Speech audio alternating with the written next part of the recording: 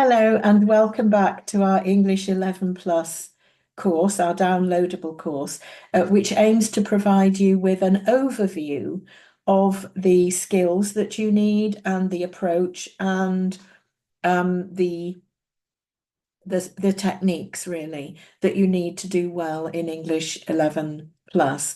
So in the first video, I talked a bit about the right psychological approach for parents. So I do think it's really important not to get over anxious. It's not life or death, and to take an approach that's encouraging and supportive. And I do find that working with groups of children is more productive in the long run than individual tutoring. And I will be talking about that later because what we offer here is something a little bit different from your average tutoring, both in the approach that we take and also in the fact that it's much more cost effective for the parents. So I will be talking a bit more about that later.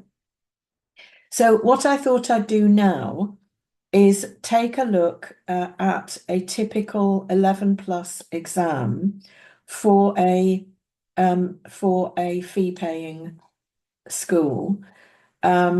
Now the exams in English 11 plus do vary in length and they do vary in difficulty, but they don't vary that much. I've chosen this exam paper from a past paper from Sevenoaks School because I really like working with their 11 plus papers.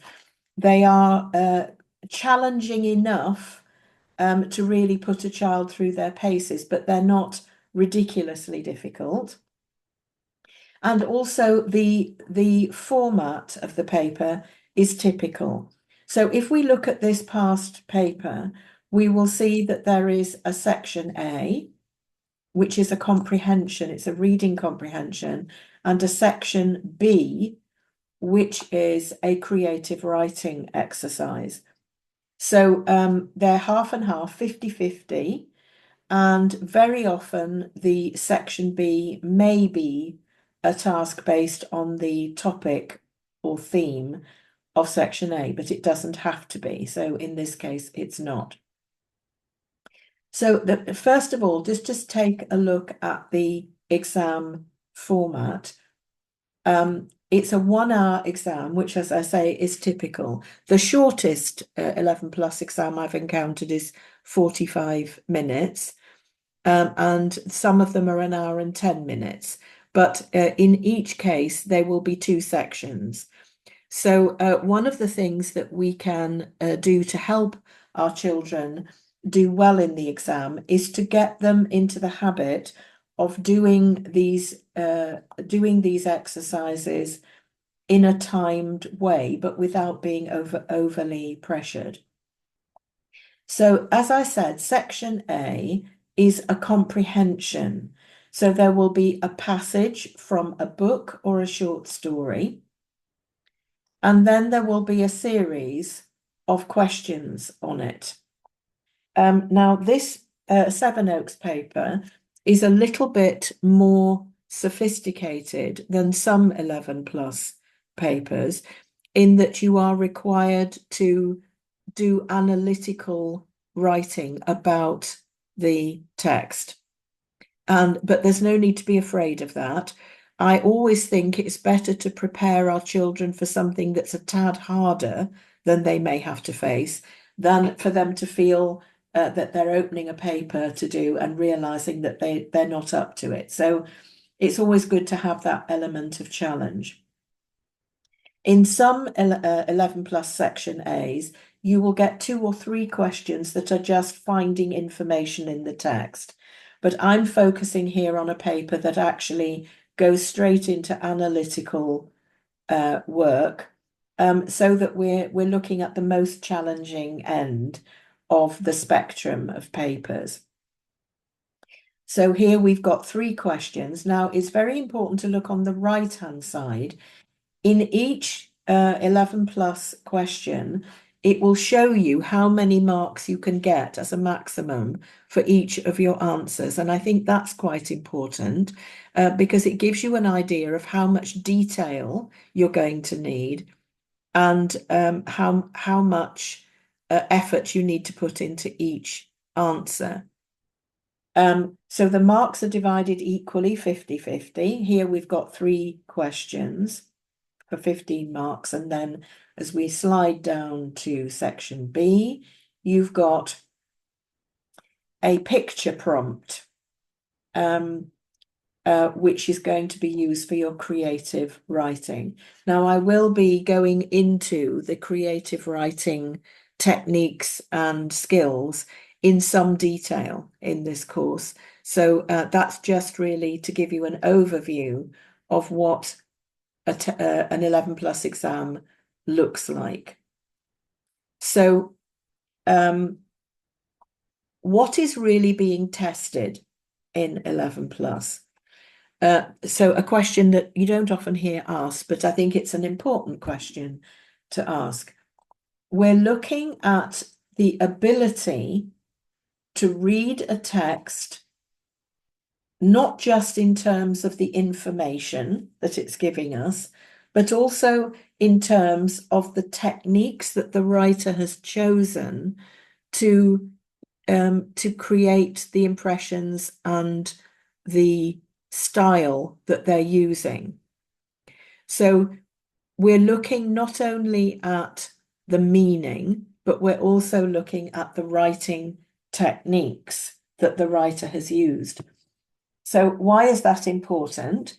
So what 11+ is actually preparing us for is the secondary school level, where we're learning to think about what we're reading and we're learning to express accurately what we're reading. So we're learning the skills of summarizing. We're learning the skills of finding the right information out of the text that we need. We're learning to infer from the text. So inferring means we're learning to understand what the writer means by what they're writing, even if it isn't literally there. Okay. And we're also learning to recognize language techniques. So for example, moonlight silvered their running bodies. What we've got here is a very strong visual image of moonlight falling on horses that have gone wild in Australia. So it's a very descriptive passage. So we'd be looking at techniques such as metaphor, simile, personification, alliteration, assonance. One of the first things we do when we look at a passage that we haven't seen before is to look at the lengths of the paragraphs, because that will be telling us whether the writing is descriptive or action-based. So we're learning to look at a piece of language in terms of what it is telling us and how it is telling us. And then in section B of the examination, we're looking at the 11+ candidates' ability to use the techniques that they've been able to recognize in the comprehension text. So it's a 2-phase process. We're learning to look at language both in terms of what it means and in terms of the techniques that the writer is using to create certain impressions. And then we are learning to actively use those techniques in our own writing. For example, writing descriptively or writing persuasively, or writing to explain.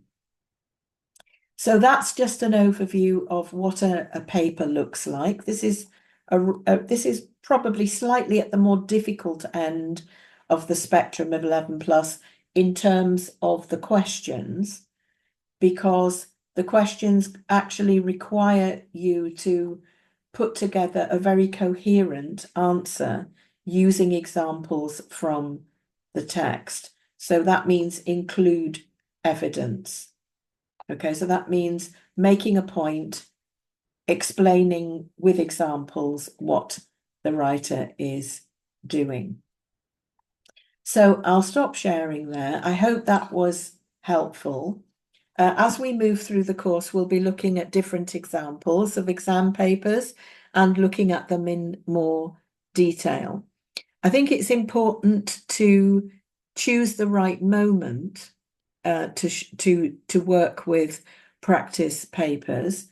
What I prefer to do to start with is to work with texts of an 11+ type, but not work through practice papers right from the beginning, or at least not only from with 11+ papers, because I think a little bit of variation is very important to keep things lively and to keep the children interested and engaged with the material.